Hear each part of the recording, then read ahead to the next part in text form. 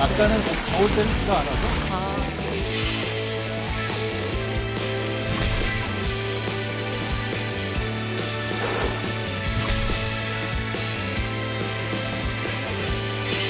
저도 책 봐요. 근데 집에서 보죠. 도서관을 왜 갑니까? 거기에 가서 책을 봤다는 건 책을 보는 걸 보여주고 싶은 또 하나의 유등하지 않은 의도도 있었다.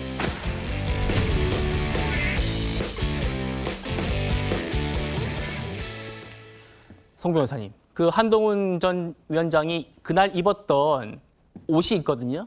뿔테 쓴 고양이가 책을 보고 있는 그런 그림인데 그 티셔츠가 지금 주문이 폭주랍니다.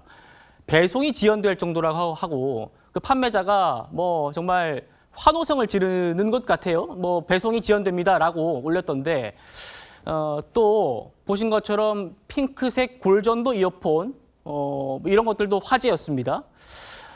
정말 흡사 연예인을 방불케 하는 그런 팬덤이었는데 어떻게 좀 평가할 수 있을까요?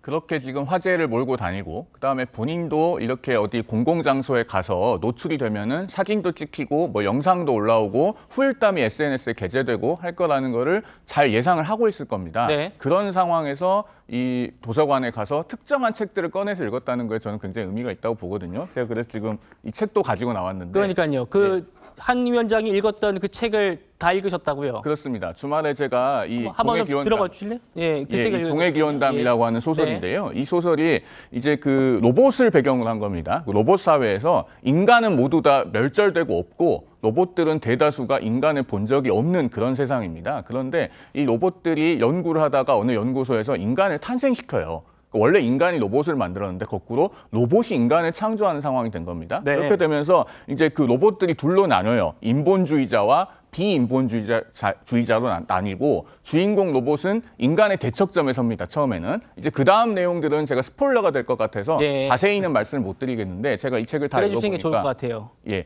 제가 이 책을 다 읽어보니까 한동훈 전 비대위원장이 이 책을 읽는 모습을 공개한 것이 상당히 의미심장하다. 그렇게 느꼈습니다. 이 책에서요, 갈등이 다 해소되고 나면 마지막 부분에 어떤 구절이 나오냐면요. 권력을 가장 현명하게 쓰는 방법은 권력을 내려놓는 것이다. 반드시 현명한 자가 권력을 가져야 하는 이유는 오직 현명한 자만이 권력을 내려놓는 것이다.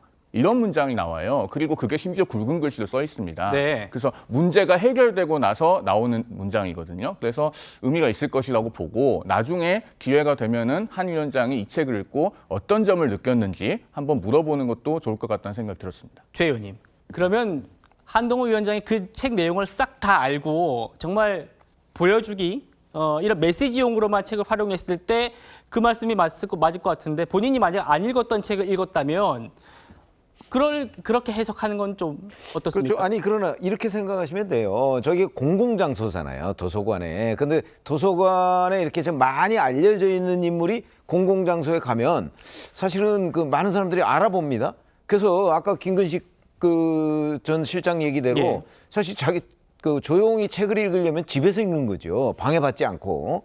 근데 공공도서관에 갔다는 거는 누군가가 본인이 책을 읽는 장면 이런 걸 보여주고 싶어한 그런 때문일 가능성이 아주 높고요. 아. 그다음에 그렇게 되면 본인이 무슨 책을 그것도 또 어느 부분을 그 중점적으로 들여다보고 있다 이것도 나올 가능성이 있거든요. 네. 그렇기 때문에 저 책을 전혀 모르는 상태에서 거기서 골라서 그랬을 것 같지는 갔다, 않다. 이랬을 것 같지는 않고. 그렇군요. 그다음에 그 오히려 가능성은 저 책을 누군가가 추천했을 가능성이 있죠. 아. 자, 지금의 한동훈 전 위원장의 입장을 가장 대변할 수 있고 또 메시지가 될 수 있는 게 이 책에 있습니다. 라고 얘기하면 본인이 그 추천을 받아서 그 책을 들고 거기 가서 그걸 읽었을 가능성이 있어요. 그렇게 되면 이제 저게 언론에 바로 이렇게 송영훈 변호사처럼 다 읽는 사람도 있을 것이고 네. 뭐 이런 이제 얘기가 되잖아요. 그러면 그 메시지가 결국 용산에 주는 메시지가 아니냐. 뭐 이런 부분을 아마 본인이 상당한 정도로 그 하나 둘씩 정밀하게 체크해가면서 도서관에 갔을 것이다. 이렇게 보는 게 저는 오히려 합리적 분석이라고 봅니다. 예. 한동훈 위원장이요. 사실 토요일에 도서관에 간 게 화제가 됐는데 저희가 지금 파악한 바로는 일요일에 또 도서관에 갔다는 목격담이 올라오고 있다고 합니다. 그러니까 한번 본인이 도서관에 가서 크게 화제가 됐는데 그 다음 날에 또 도서관에 갔다는 겁니다. 김지욱 대변인 어떻게 이건 해석할 수 있을까요?